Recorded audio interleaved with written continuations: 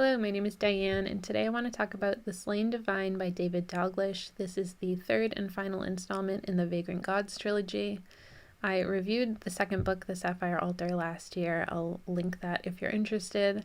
But when I read the second book, when I picked it up, I didn't realize at the time that it was the sequel to The Bladed Faith. I decided to just read it anyway and see what happened, and I ended up really enjoying it. I had no problem falling into the story and catching up. Even though I was missing an entire book's worth of information, I never really felt like I didn't have enough information to understand what was happening in that book. So I would recommend starting with the first book, but I think this is written well enough that you never feel like you're missing anything you need in the moment that you need it. If you're not familiar with the series and are just curious about it, the general plot of at least the beginning of the series takes place on this island called Thanet, and we follow a group of main characters. There are multiple points of view within this story, but the primary character is Cyrus. He is the prince of the island, and in the beginning of that first book, the Everlorn Empire invades the island, kills his family, and takes over. They have a strong presence on this island, and they force the people into accepting their religion. Cyrus, however, is saved by this resistance group. They end up taking him in and training him to hopefully one day be strong enough to take on the Empire and take back the throne. And throughout the rest of the series, we follow this group as they are training and going through their own personal journeys and growth and trying to become strong enough and find a way to defeat the Empire once and for all and take back the island from them. As a story overall, I very much enjoyed this series. I definitely had a lot of fun with it.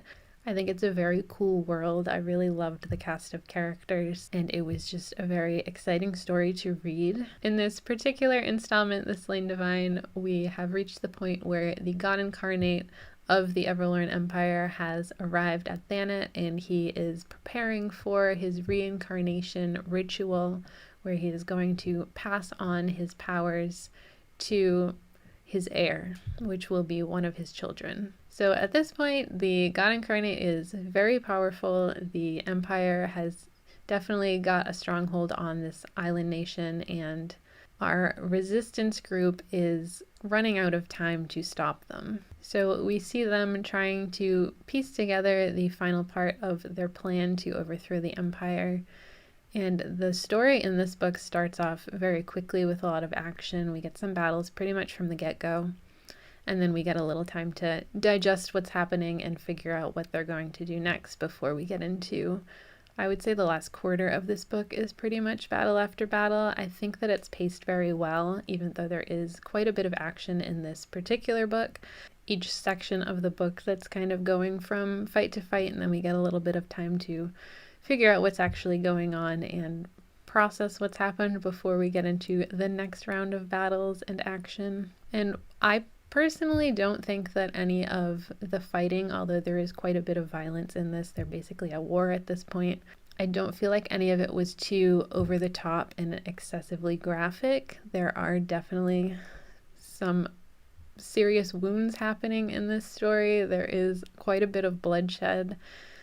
There are a couple of scenes where I was like, oh, that's kind of gross, but for me personally, I don't think it was anything over the top. I don't feel like any of it was ever done for shock value or described in an overly graphic way that made it really uncomfortable and gross. Obviously, my threshold for that is going to be different from someone else's, so keep that in mind, but I don't think it was overdone in any way. So as I said, our main character is Cyrus, but we do have a large cast of main characters. There are quite a few points of view within this, but all of the characters to me felt very unique and very well fleshed out. They all go on their own personal journeys, have their own personal growth and development throughout the series, but it all fits in very much with the whole and how they are contributing to whatever cause, whatever side they're on. We do get a few points of view from the Everlorn Empire characters, as well as the group of the people from Thanet in this resistance. And to me, they all felt like they had very solid motivations and points of view of what they were doing and why they were doing it. And what really surprised me that I realized while I was reading this book was that I liked every point of view character. A lot of times when there's a large cast and many points of views that you're switching between, you're gonna tend to favor some over others, and there may be one or two that you just really don't like at all. And I never felt that way when I was reading this book. I genuinely enjoyed reading from every character's perspective. I never turned the page and saw the character's name at the top of the chapter and said, oh, no, them again. Or just was kind of skipping through to be like, when are we going to get back to this other character that I really like? I was just like, oh, we're at this character now. Great. And then I was excited to see what was happening with all of them. And I think that's, for me, a pretty unusual thing to happen when you have this many point of view characters. And it was a very pleasantly surprising thing when I realized that there's no character that I'm disappointed when I get to their chapter, and there's no character that I'm like waiting for them to come back. There were some moments where we haven't seen this character in a while, but then they would come back. So it all felt like very well timed for me. And it's very cool for me, as I am a character-driven reader. I like there to be a solid plot, but if I don't care about the characters, I'm probably not going to care about the story. So for me to have all of these characters that all had very solid personal character arcs, their individual stories were very solid on their own. But again, they all very much fit together nicely and contributed with one another. They all affected one another in some way in the long run. For the world in this story, we are only on this island, but it does feel like a very full, well-developed world. There are relationships with other nations. Obviously, we have the Empire, but we do get mention of other places around in this world and how they are somehow related to one another or related to the characters that we have. There is a rich history to this world, to Thanet particularly, that we get to learn about and ends up being important to the plot of the story. And that's something that I really enjoy seeing. I think it really fleshes out a world in a more complete way when you get to know that there are all these relations with the nations around them. Even though this is an island, they're much more isolated. They still have relationships with other places. They have their own history that definitely comes into play. And most importantly in this story, there are different cultures and religions. The religion is what sources the magic in this world, and I thought that was a really cool magic system. Basically, the gods are what have power, but their power is fueled by people's belief in them, people's faith. So the more people pray and believe in them and how strong their faith is, that gives the gods more power. In turn, the gods are able to, in some ways, in certain ways that we get to see, give some of that power to their people by performing miracles, basically. And there are god whisperers that we get to see. One of our characters is a god whisperer. There are paladins that receive power from their gods. And it's a very cool cycle that it is the people that give the gods the power, but in turn it's the gods that give the people magic.